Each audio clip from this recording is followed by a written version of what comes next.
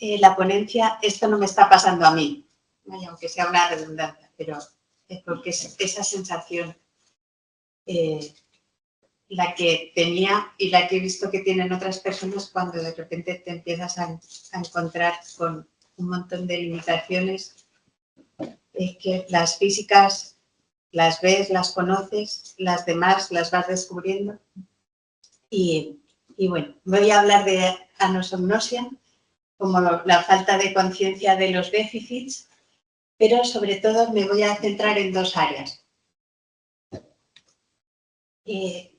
La anosognosia por daño neurológico, que es como la que más conocía yo en un principio, que yo no lo veo, lo que me pasa, pero los demás sí.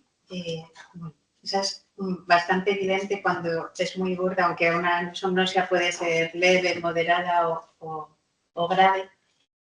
Pero en este caso la persona no sabe qué le está pasando. Se puede ver en ejemplos como de una amnesia severa, donde realmente es que no tiene conciencia de tener ese déficit de memoria, y cuando uno no recuerda que no recuerda, es muy difícil identificarse con esa secuela.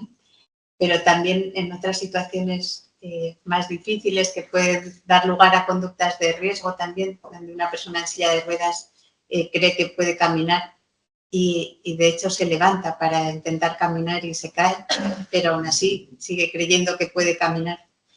Pero de eso saben mucho más mis compañeros neuropsicólogos que hablarán a continuación.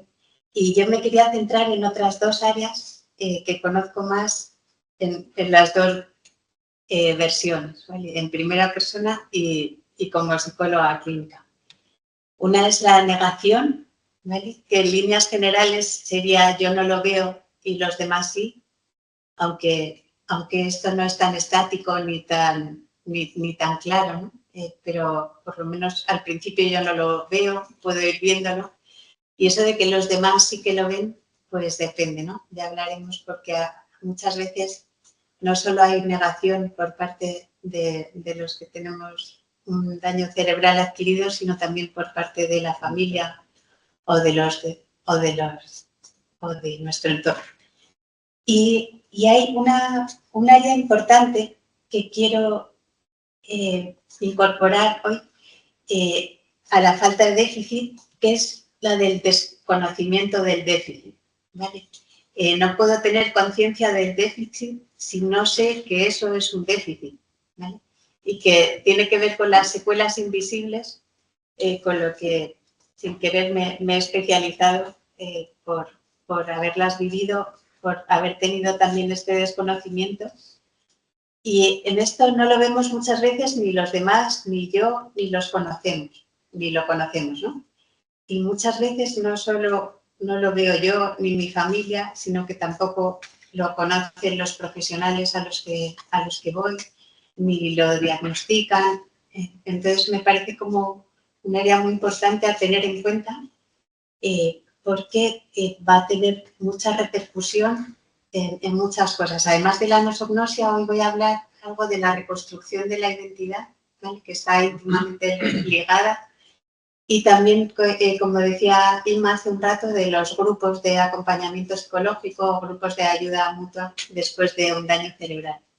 Y esta parte es súper importante para la rehabilitación y para la evolución post daño cerebral.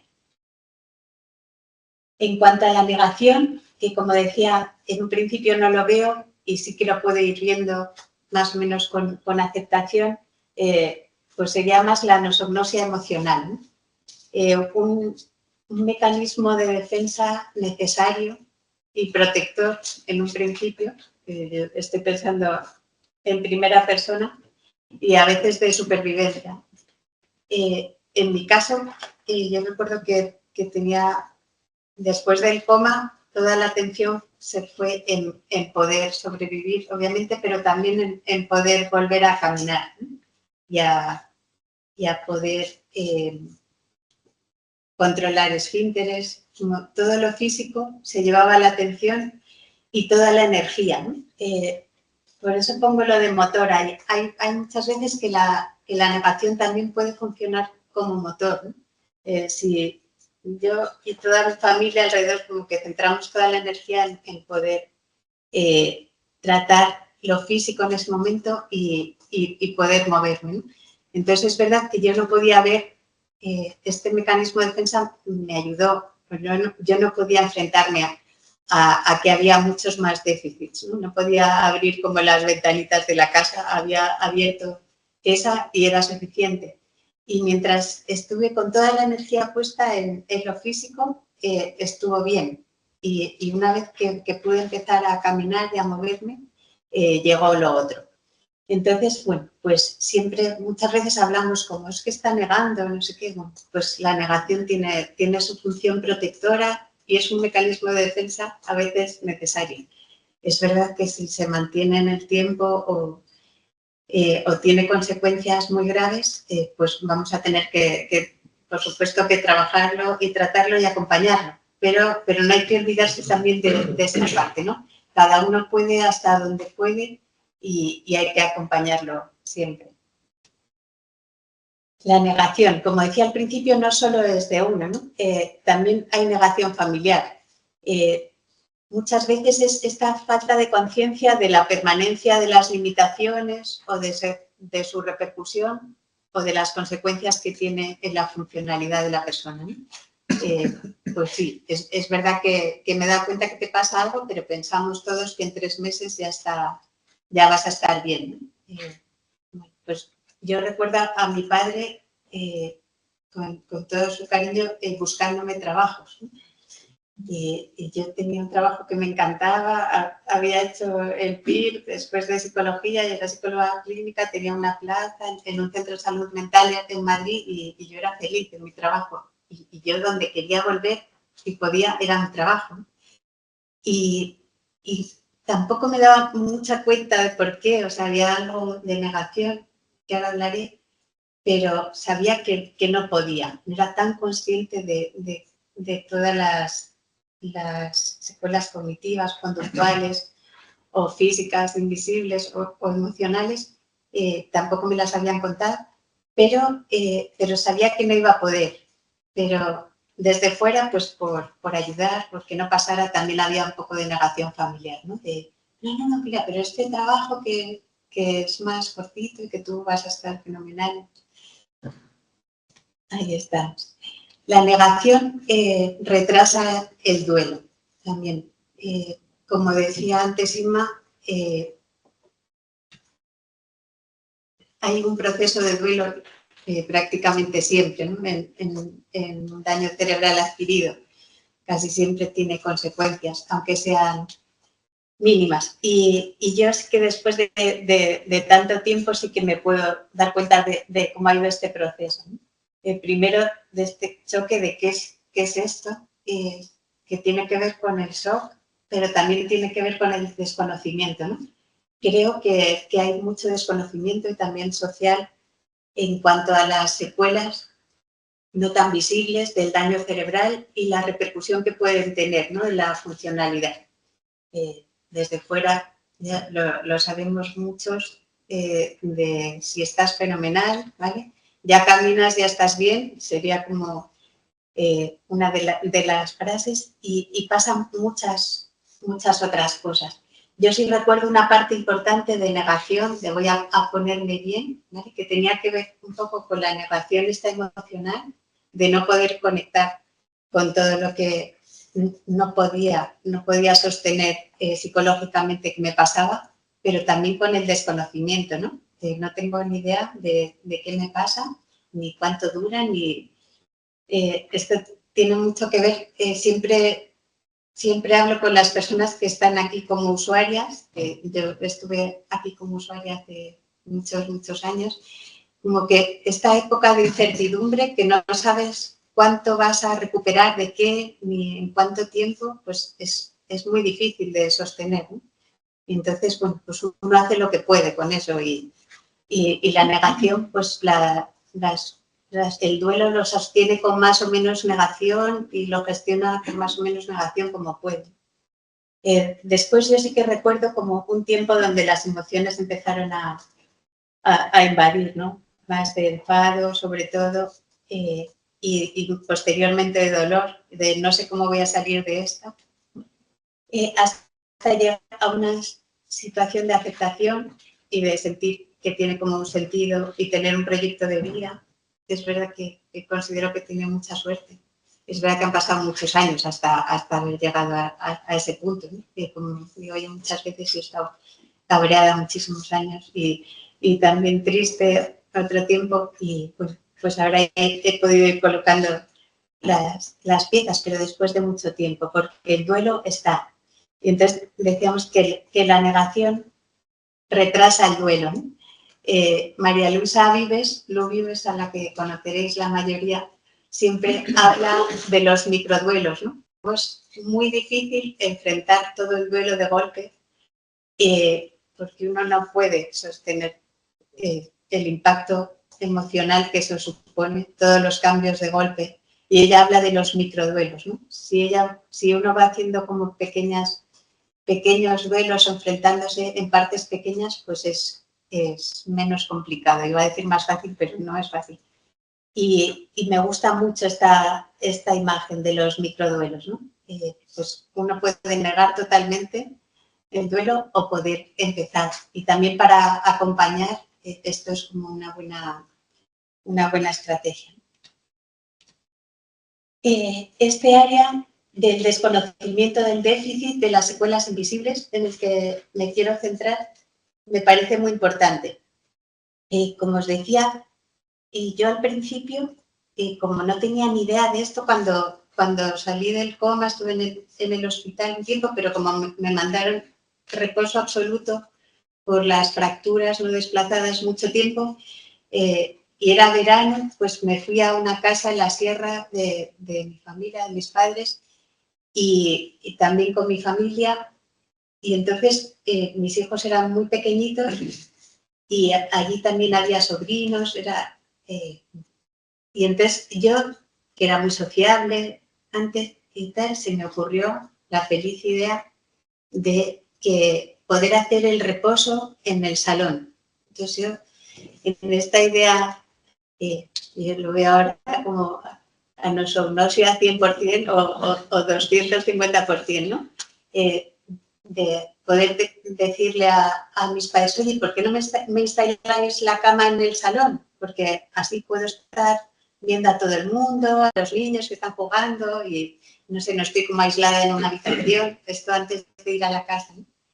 Y yo en el hospital seguro que me había quejado del ruido, me había molestado todo, pero esta mezcla de desconocimiento, de la hiperacusia que yo tenía y que tardé en descubrirla mucho tiempo, y también el no filtrado del cerebro, ¿no? Que no puede distinguir los ruidos importantes de los secundarios y era como imposible tener, bueno, yo creo que duré en el salón como 25 minutos más o menos y después ya todo lo contrario, ¿no? Poder estar bien aislada, yo me sentía fatal porque no sabía qué me pasaba, me sentía muy mala madre, además porque había estado en coma, tiempo hospitalizada, no me había podido hacer cargo de mis hijos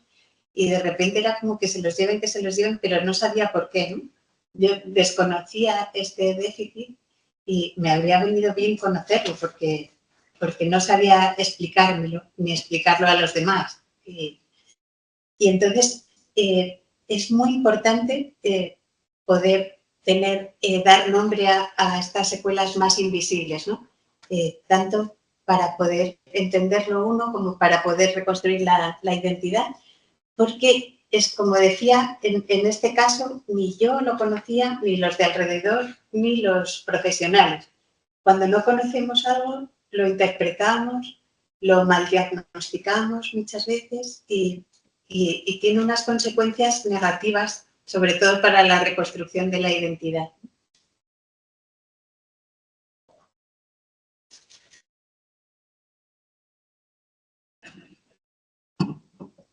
Yo no puedo trabajar sobre el déficit si no sé qué es un déficit, ¿no?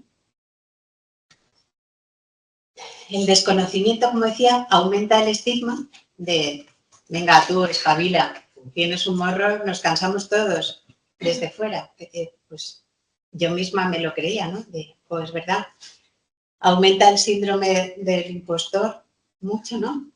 Y decía, pero ¿qué estoy haciendo? Si estoy bien, pero ¿por qué no arranco, no? Ya hasta conocer la falta de iniciación o la apatía pasó demasiado tiempo. Y entonces yo me enfadaba conmigo misma. O sea, el mensaje que uno se lanza a sí mismo es muy distinto. Si uno sabe que es un déficit por una limitación que luego se puede convertir en secuela, ¿no? Por la lesión cerebral, que si uno cree que tiene que ver con la actitud o que tienes tú la culpa, ¿no? Eso hace que disminuya la autoestima y, desde luego, dificulta mucho la reconstrucción de la identidad, ¿no?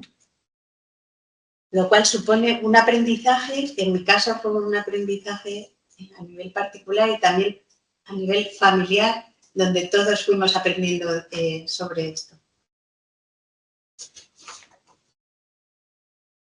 Y me parece como importante porque le podría llamar, en mi caso, por suerte han pasado 19 años y cada vez hay más atención a todas estas secuelas, ¿no? Pero en mi caso yo hablaría como de una nosognosia sanitaria también, ¿no? En su día, y tan duro como eso, con otros diagnósticos para decir estás fenomenal, esto, nada, en un par de meses ya estás como antes. Y yo misma, estas dos áreas de la nosognosia, tanto en la negación como en desconocimiento, están íntimamente ligadas, ¿no? Yo misma me lo creía por ejemplo, volver a trabajar. Pues yo había una absoluta falta de conciencia en un principio, ¿no? Cuando mi jefe, el jefe del centro de salud mental, me venía a visitar al hospital y yo estaba en reposo absoluto, le decía, oye, Pedro, descítame pacientes de 2 semanas que estoy allí. Vale, todavía no me había levantado de la cama ni había ido al espejo a verme, que no era tan invisible al principio, ¿vale? Y entonces ahí había, pues como decíamos, yo creo que como mecanismo protector. Pero más adelante yo sí que me iba dando cuenta de que no podía leer ni un periódico, no un libro, sino un periódico corto, ni podía sostener la atención, no aguantaba el ruido. O sea, había muchas pistas para saber que yo no iba a poder estar en un centro de salud mental donde estaba escuchando a la vez que escribiendo, a la vez que escuchando el ruido del despacho de al lado, donde me llamaban por teléfono, me tenía que coordinar con distintas cosas. La función ejecutiva a tope. Había muchas pistas, pero aún así yo seguía diciendo que iba a volver, ¿no?, a trabajar.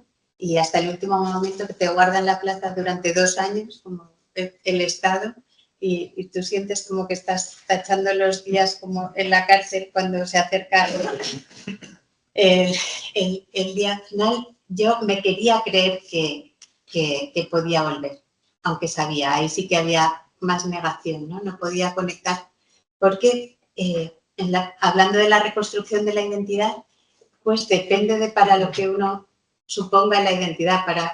Para mi identidad era muy importante en mi trabajo. Entonces era un duelo muy grande el que tenía que enfrentar para no volver, ¿no? Y creo que también por eso había más negación. Bueno, esto para repasar un poco las secuelas invisibles a las que nos referimos, siempre también desde la asociación, ¿no? Porque para mí, por este desconocimiento, se ha vuelto como una misión muy importante dar a conocer estas secuelas, ¿no? Sobre todo también para las personas que las padecen, como para las familias, como para los profesionales.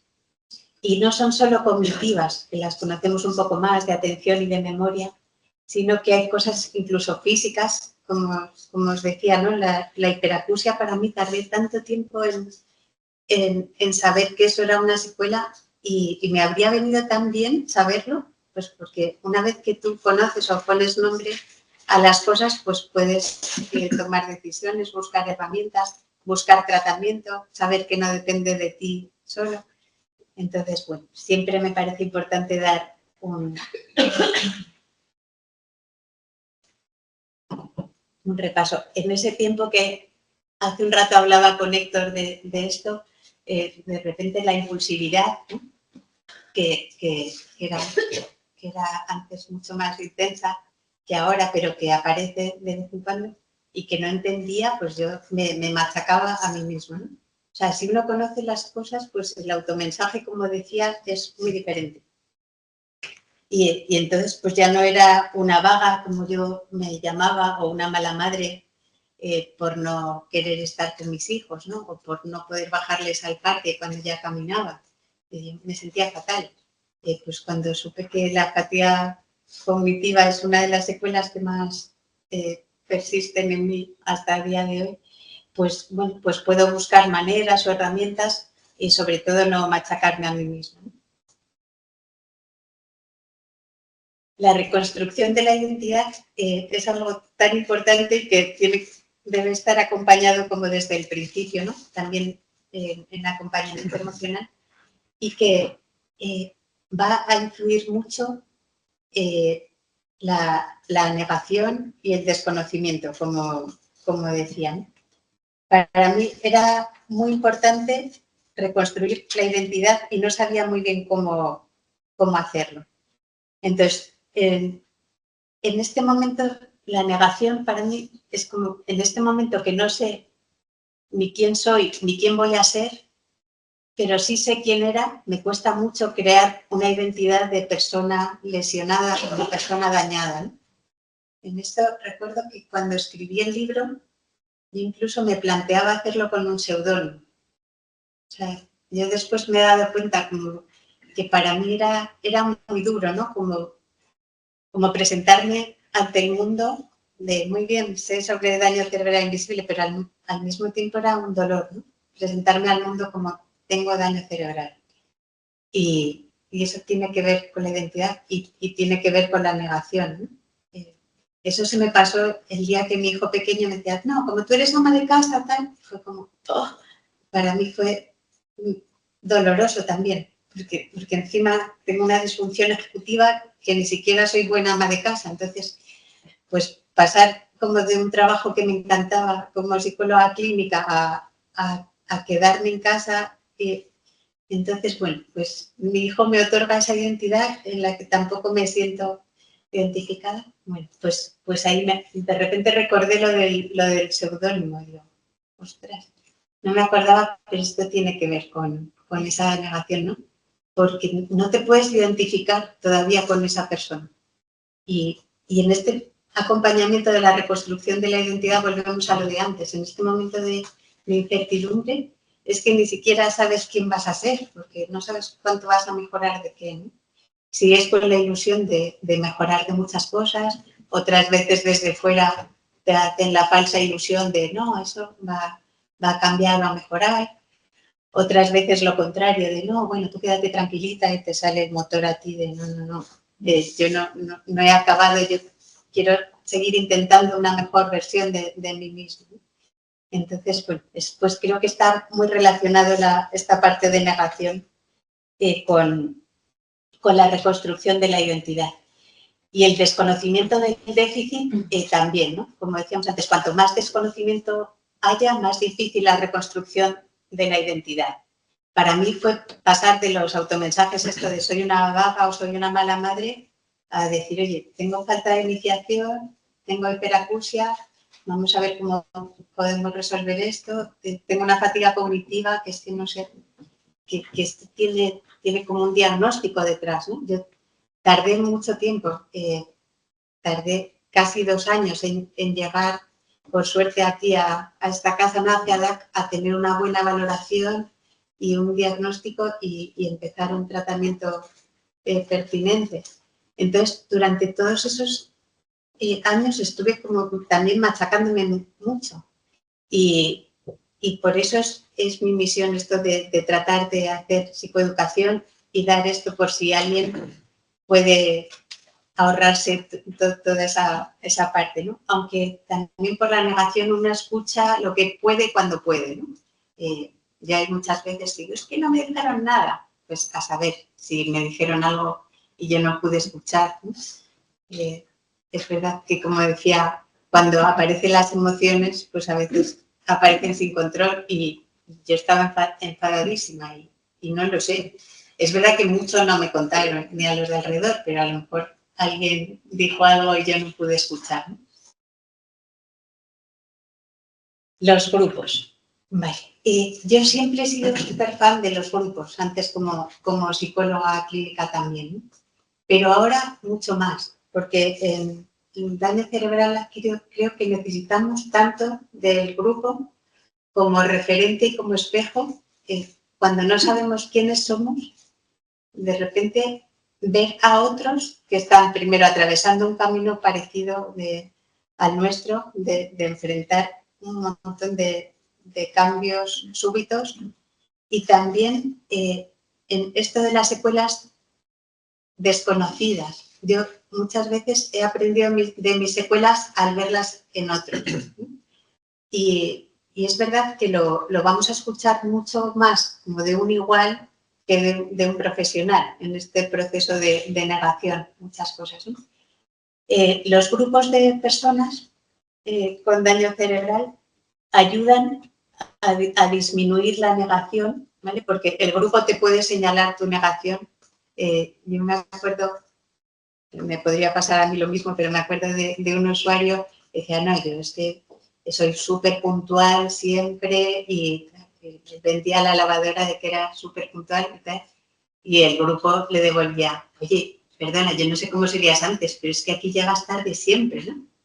Y de repente, pues hay cosas como que se señalan en grupo, de tú a tú, que ayudan a descubrir la nueva identidad, ¿no? Porque uno lo tiene como totalmente idealizado. Cuanto más idealizado tenemos a nuestro antiguo yo, mayor es la negación, ¿no? Y en los grupos de personas con daño cerebral adquirido también empieza esta expresión, lo mejor es que sea controlada y acompañada de emociones comunes, ¿no? Como decía, sale la ira, pero también sale el dolor y es necesario. Entre el grupo de iguales, cuando uno de repente siente que ha perdido los referentes, es muy importante como volver a encontrar a otros referentes, ¿no? A veces, pues en procesos de proyección es que nos parece horrible de frente y nos cae fatal o nos parece lo peor la secuela que tiene, que resulta que encima es muy parecida a la mía, ¿no? Pero los grupos van abriendo los ojos y van abriendo ventanas. También ayudan mucho, como decía, a disminuir el desconocimiento del déficit, ¿no? Que primero no te sientes solo ni bicho raro, y aprendes de tus secuelas al verlas en otros mucho. Esto se da mucho, ¿no? Y aunque no era en un principio el objetivo del grupo, el de hablar de las secuelas invisibles, pues también se da, porque de repente hay uno que dice, pues yo nunca lo había pensado, pero eso también me pasa a mí. Y también se van compartiendo herramientas y de repente, pues lo que te sientes tan solo y tan bicho raro con todo esto, pues empieza a ser como un poco más llevadero. No digo que sea fácil, pero nos podemos como llegar hasta reír de nosotros mismos, ¿no? Y bueno, pues siempre es como muy importante tener ese espacio como seguro donde no tienes que dar tantas explicaciones de lo que te pasa y que aunque las secuelas sean diferentes o las lesiones cerebrales sean por motivos diferentes, pues en común tenemos como atravesar todo un camino de enfrentarnos a distintos retos y duelos, ¿no? La importancia de los grupos para mí es clave. El grupo de apoyo psicológico, que es como el que llevamos aquí como en los talleres, ¿no? Sobre todo en la fase subaguda de rehabilitación y donde es necesario como estar más acompañado, porque las secuelas y la invasión de las emociones puede ser muy fuerte. y también donde a veces, pues en un principio me parece muy importante que la persona sea consciente y que lo de ir al grupo para abrirse a algo voluntario, ¿no? Es verdad que al principio no lo hacíamos así y por negación o a nosotros no se aborda, pues he tenido casos como de personas boicoteando el grupo hace un tiempo que decían, uy, madre mía, pobrecillo, es que, claro, es que tú estás fatal, es que si me pasara a mí eso, yo me moría. Menos mal que a mí no me pasa eso. Y entonces, o sea, había tal negación, ¿no? Por lo que estaba cada uno, que no ayudaba al grupo. El grupo tiene que ser, como decíamos, un espacio seguro y donde cada uno que quiera estar ahí, sin importar, tiene que estar sabiendo que puede a veces escuchar cosas que duelan o que a su ritmo pueda ir hablando de su proceso, ¿no? Recuerdo también otra persona que decía, pues yo me voy a ir de alta voluntaria la semana que viene porque se han equivocado totalmente aquí en Ciudad. Pues es que me dicen que tengo unas cosas que yo no tengo. Entonces, bueno, es verdad que yo como acompañante emocional muchas veces digo, no sé, yo con lo difícil que es entrar en el CADAC y la lista de espera que hay, yo lo pensaría, ¿no? Porque si os han cogido aquí, será por algo. Y también un poco compartir la experiencia previa de a mí me costó tiempo darme cuenta de algunas cosas, pues puede ayudar. Pero claramente sí que es necesario que la persona vaya voluntaria al grupo, porque si no se puede cargar el grupo, ¿no? Y hacer grupos de personas en condiciones más o menos similares. Si hay una persona muy, muy dañada físicamente y el resto de personas no, pues es muy difícil y muy desigual, ¿no? Si hay mezcla, pues cada uno tenemos ahí nuestras pérdidas y nuestro duelo que hacer, pero es un lugar muy importante, como os digo, como espejo, como reflejo y como nuevo referente. Y más adelante, cuando uno ya ha terminado la rehabilitación formal, que no sé si se termina nunca, los grupos de apoyo mutuo son muy, muy importantes, ¿no? Para lo mismo. Seguimos teniendo como los referentes. Yo puedo volver a mi trabajo, me llevo fenomenal con todos mis compañeros, nos tomamos un café, pero ya no pertenezco allí, ¿no? Ya no soy la de allí, soy pues la que va de vez en cuando. Y sin embargo, pues yo estoy en un camp donde me lo paso genial y tengo mis amigas y estoy feliz, ¿no? Como después de coordinar tantos grupos, de repente dije, oye, es que yo sigo necesitando mi espacio, da igual que hayan pasado 19 años. Aquí convivimos con las secuelas y con el proceso emocional que conlleva mucho tiempo, ¿no? Y ahora estoy encantada en mi grupo. Esta es la foto de un grupo de apoyo psicológico aquí y este del grupo de apoyo mutuo actual, ¿vale? Me he traído a alguna de mis compañeras y amigas que van a presentar su testimonio de cómo han vivido la nosognosia, ¿vale? Ellas. Y van a hablar Raquel, Sara, Ana y Alicia. Y bueno, vamos a empezar con Raquel, que forma parte de la asociación toda, y Raquel es de la casa también y quisiera hacer un poco. Y ella, Raquel, tuvo una fístula arteriovenosa, ¿vale? que con una posterior hipertensión intracraneal y trombosis cerebral secundaria a la cirugía de esta fístula. Y nos va a compartir qué ha pasado con la nosognosia y la negación.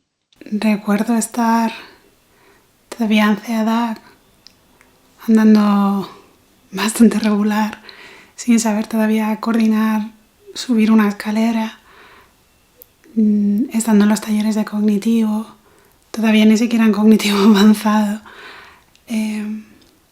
Y yo entonces, antes del daño cerebral, trabajaba llevaba una librería infantil. Los dueños de la librería estaban en México y la que coordinaba la librería aquí en España era yo. Y recuerdo hablar con ellos y decir que bueno, que no pasaba nada, que iba a poder coordinar toda la campaña de Feria del Libro. Y no era capaz de recordar las palabras ni de acertar en nada de lo que hacíamos en los talleres, y pretendía llevar una caseta en una feria en la que estás a lo mejor hablando a la vez con 20 personas, coordinar los autores de firma, a hablar, bueno, una cosa tan maravillosa y tan fuera de mi nueva vida como es la multitarea. Y además en un ambiente hiperestimulado, algo a lo que 3 años después no he sido capaz de volver. Creo que no tengo claro si realmente era una falta total de conciencia de déficit o una negación por mi parte. Creo que hay, bueno, una fina línea difícil de controlar o de coordinar. Creo que hay muchas cosas que al principio son difíciles de entender porque no sabemos qué es, no tenemos. No te has roto una pierna, no hay nadie que te explique esto van a ser 8 meses y ya, ¿no? Entonces es un poco difícil. Bueno, pues presento ahora a Alicia. Alicia tuvo un traumatismo craneoencefálico por un accidente de moto y tardó mucho tiempo. De hecho, no pudo llegar al CEDAC nunca a rehabilitarse. Y ella en un principio decidió incluso volver al trabajo porque no pasaba nada, ¿no? Y es de las que tuvo como que salir por la puerta de atrás del trabajo sin poder, por esta falta de conocimiento y negación combinadas, ¿no? Que como veis muchos entienden que está muy combinado.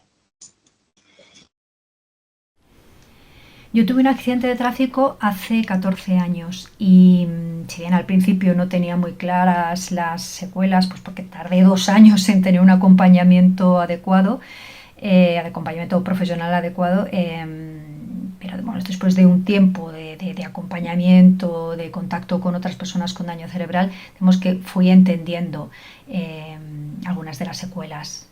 Pero mucho tiempo después, ahora como digo, 14 años después, me encuentro como con 3 grupos de dificultades.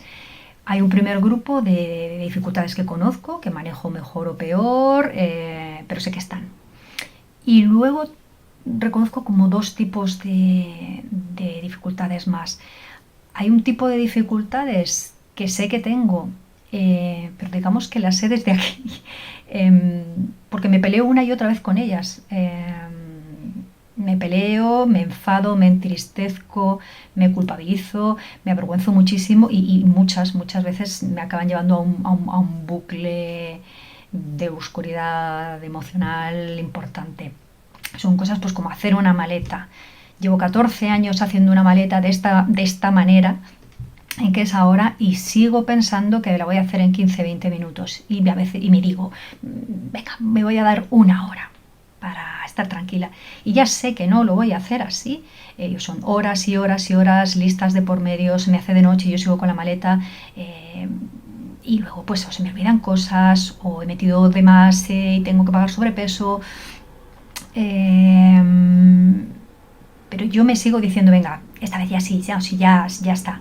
Es eso, es organizar eventos en casa, es liderar proyectos. Yo sigo teniendo buenas ideas, las cuento con ilusión, y parece que voy a saber liderar, sostener, planificar, y no soy capaz. Toma de decisiones, bueno, todas estas cosas que ya sé desde aquí que no funcionan. Igual o tengo dificultad, pero sigo haciendo una y otra vez como si, venga, va, eso falla, pero ya no sé.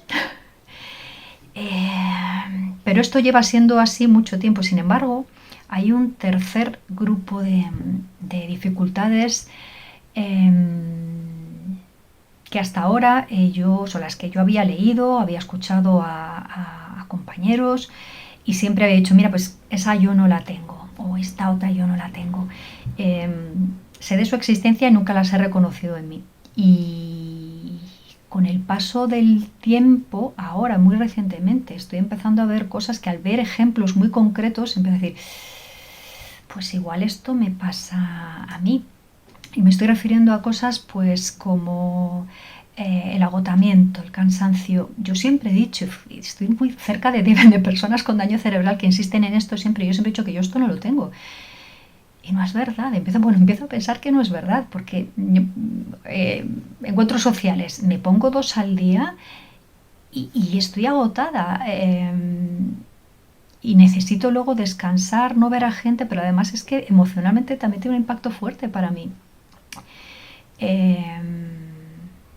Y me digo, no, es que a mí me gusta estar sola y si me paso, pues entonces luego necesito ahí aislarme.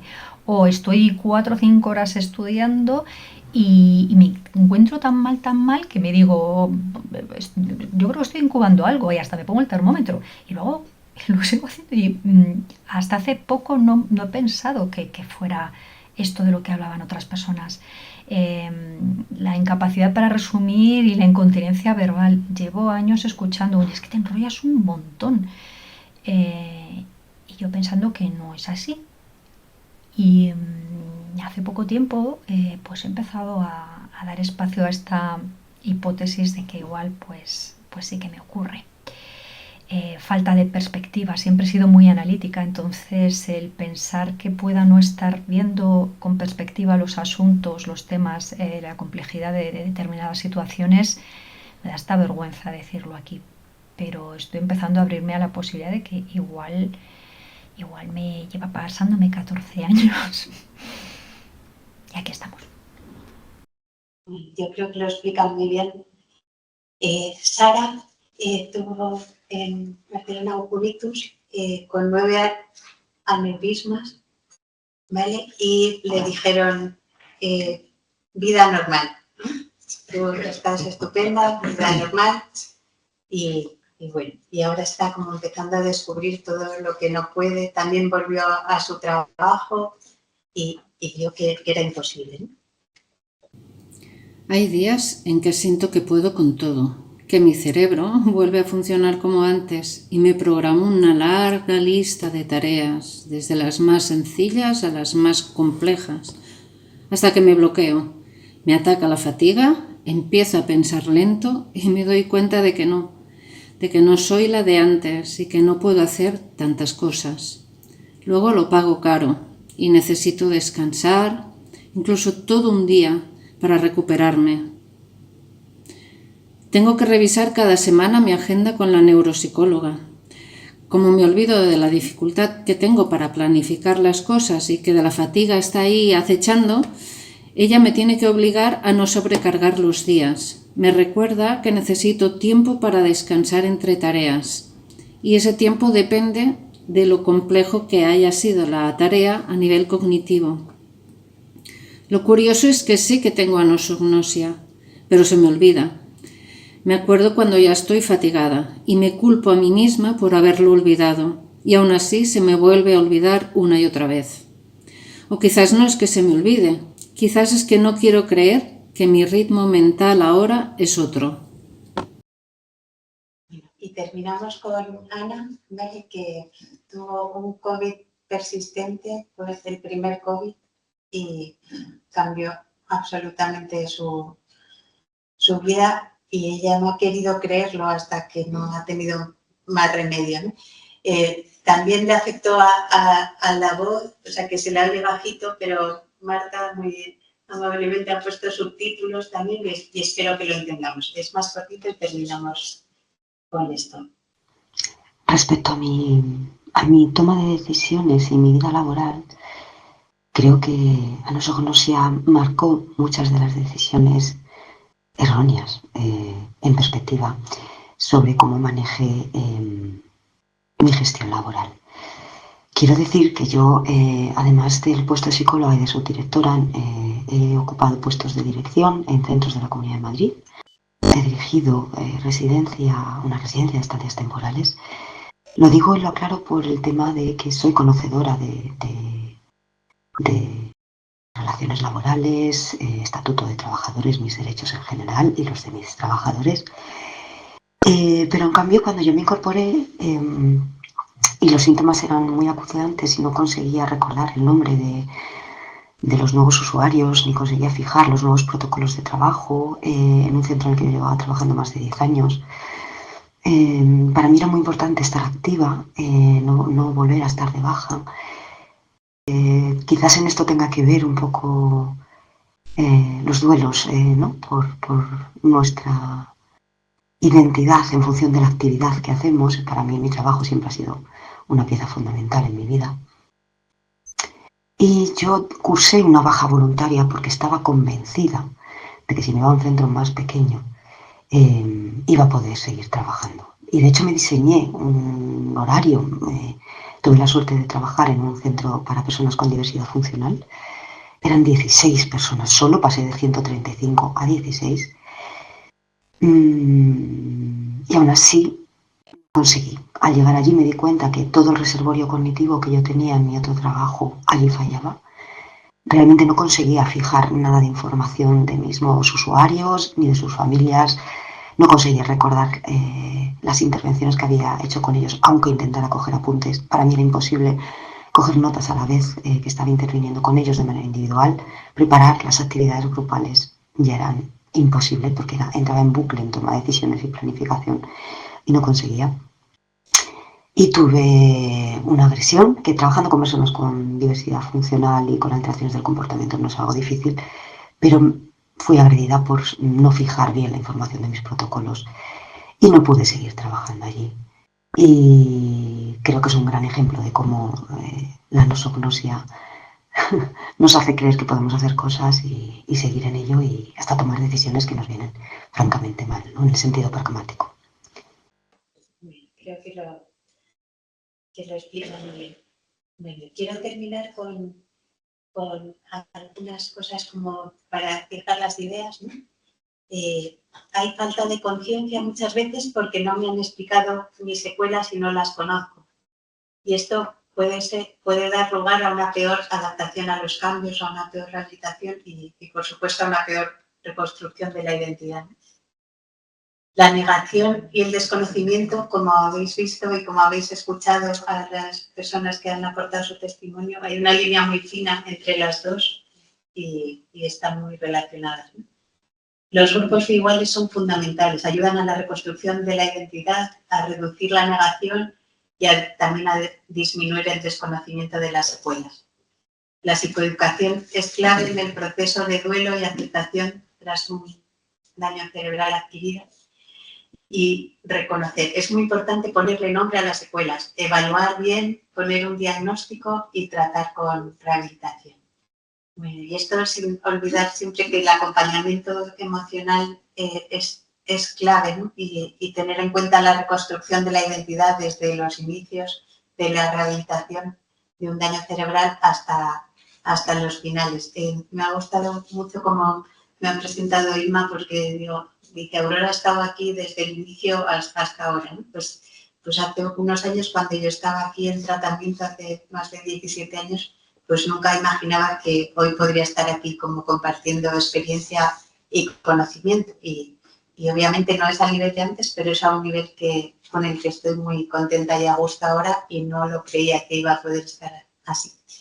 Así que muchas gracias por vuestra atención y estaré encantada de aprender de mis compañeros ahora.